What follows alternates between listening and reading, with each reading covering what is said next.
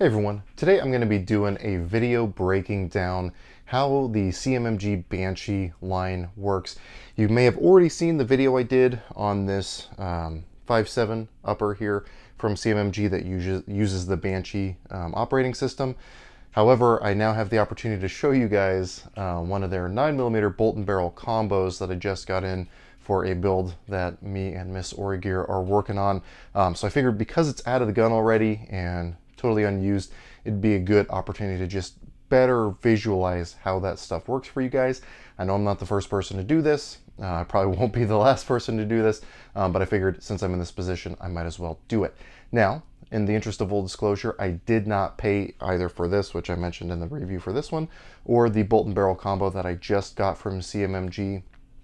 They did provide that at no cost for me to be able to do a review on it. That being said, if you have shopped at the store where I work in Eugene, Oregon, you know that if you were to ever ask me what my opinion is of the Banshee system, it is hands down the best system on the market. So regardless of whether this is sent to me or not, my opinions are what they are. Also, they did not ask me to make this video. I just figured that I am in a unique position to be able to better visualize this for you guys. So I figured I would go ahead and do that in this video. So again, if you are not aware, you can just buy the complete upper systems. You can buy complete pistols or SBRs or rifles. However, you can also buy just their bolt and barrel combos because the Banshee system works in any standard mil-spec upper and with any standard handguard compatible with that upper. So we've been working on doing a 9mm build, and again, we're going to be dropping this CMMG Banshee system into a Sharps Brothers upper receiver and handguard. A lot more to come on that here in the future, but first let's dive into what makes this Banshee system so special. Okay, so what I have here are two different bolt carrier groups. The one at the top here that you can see is a standard mil-spec phosphated bolt carrier group for 5.56. Nothing too crazy here other than you can tell that I have been neglecting my cleaning cycles and this thing's a little bit dirty.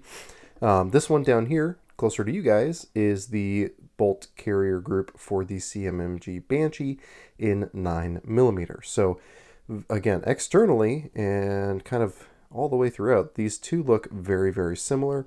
If I rotate them here, the tail of the bolt carriers look the same. The other side here looks the same, where the firing pin retaining pin is located. The gas key, everything like that is all very similar. Even the bolts themselves, if we can get this to focus, are going to look very, very similar, and we'll go into a little bit more detail here with some close-ups showing the differences. But generally speaking, we are looking at what is, at least externally, a very similar bolt carrier group. Now, you might notice a couple little differences if you're pretty astute, but this is obviously very different than a dedicated like 9mm pure blowback bolt carrier, which is going to function in a very different manner. And so this is what allows us to have a lot of benefits. So if we look at the standard M16 bolt carrier group, you can see, if we're looking at the bolt here, that all of these lugs are very squared off. Again, exactly what you would expect to see on your standard bolt carrier. Nothing too crazy going on there. The way that this operates is when it goes fully into battery, this rotates, these little lugs lock into the lugs on your barrel extension, and that is what keeps the chamber closed during high pressure. Gas gets ported through the gas key into the inside of the bolt carrier, and then that causes the expansion to force the carrier back, which then pulls on the cam track here, pulls on the bolt carrier, causing it to rotate, or pulls on the bolt, causing it to rotate, unlocking itself, and then it's able to move to the rear. If we look at the Banshee bolt, you can see the trailing edge of those locking lugs are cut at an angle. And again, this goes to the radial delay system that the Banshee uses. So unlike the standard 5.56 bolt, which is going to be totally squared off and lock into place using the carrier to get it to rotate, this is going to function in the opposite way. So what happens is, as it's coming forward, again, as with a regular bolt, as the bolt closes, as the carrier moves forward, the bolt rotates into position, rotating on the cam track there with that little cam pin. And then when the pressure in the chamber is high after shooting around, that is going to cause the bolt to want to move to the rear. However, it can't do that without rotating because of the way that that cam pin works. But those radial cuts allow it to still want to push to the rear. So as it's pushing to the rear, and it's rotating at the same time, as the bolt is rotating to unlock itself, that's going to let the cam pin rotate, which is then going to accelerate the carrier and cause the carrier to move rearward. So while the carrier on the M16 bolt gets the bolt to move, the bolt on the CMMG Banshee gets the carrier to move. Now, what does that allow this to do differently than your standard pure blowback? So there's a couple things. Because of the delay mechanism, I guess I should start. The way a pure blowback works, the only thing keeping the chamber closed under the high pressure of a round going off is the weight and mass of the bolt and the inertia that the recoil or the gas pressure has to overcome in order to get it to move to the rear. Because of that, you have to have excessively heavy bolts in order to get it to stay closed, and you have to have extremely strong springs or buffers to again keep it closed while the chamber pressure is high. You can even reference pistols like regular handguns that are operating on pure blowback systems like the High Point. That is why it has such a massive kind of unsightly slide, is it's using the weight of the slide to keep it closed under high pressure. With this, because we have that radial delay action keeping it closed, there's something mechanical that has to overcome before it can unlock and open that chamber up. That allows you to have much less mass in your carrier. You're saving an immense amount of weight, which is also meaning you're saving an immense amount of recoil impulse. One of the other benefits to something like this is by having a locking bolt, you're preventing or at least reducing the likelihood of out of battery discharges. So if I can show you, I'm going to show on the bolt face here, hopefully this will cooperate with the focus. With the bolt all the way extended, and if I push forward on the firing pin, it is not going to come out the front of the bolt. However, once the bolt is compressed in the locked position, I can then push forward on the firing pin and it will poke out.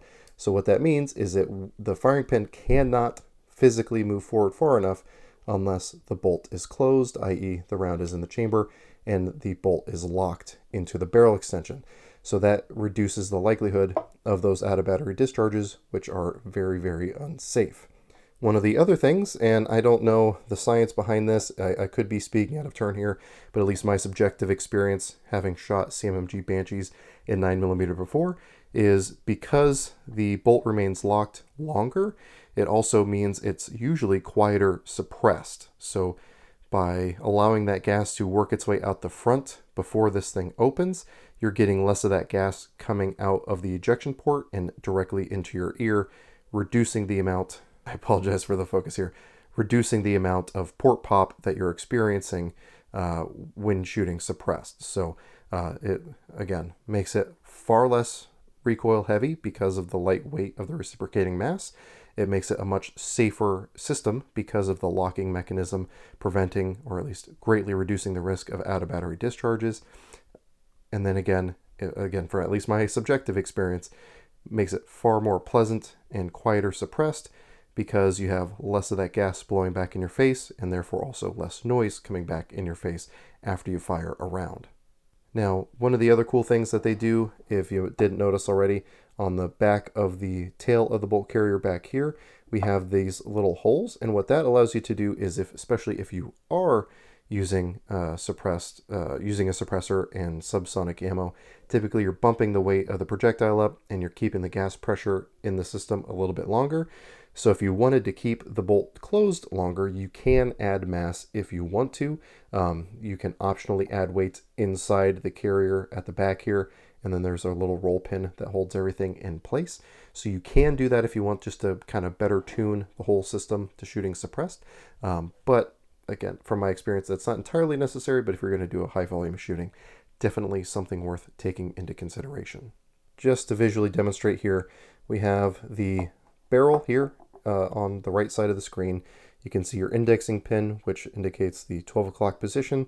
So if we match up that with the bolt carrier here, you'll see that as I insert it into the chamber, obviously the bolt face is matched up inside the receiver extension, or excuse me, the barrel extension. It cannot move forward anymore, which means that in order for the carrier to close all the way, you can see the cam pin rotate under what would be the gas key there, and that causes it to lock in position. So now there is a mechanical lockup that would prevent this thing from moving straight back under high chamber pressure. So in order for this to move to the rear, we have high chamber pressure there on the right side of the screen inside the barrel, which causes the bolt face to want to move to the rear. Moving to the rear causes those radial cuts to cause the bolt to rotate. That rotation then causes the cam pin to rotate, pushing the carrier to the rear, unlocking the bolt completely. And then once I find the position it wants to come out in here, where is it? There we go. Then the entire system moves to the rear.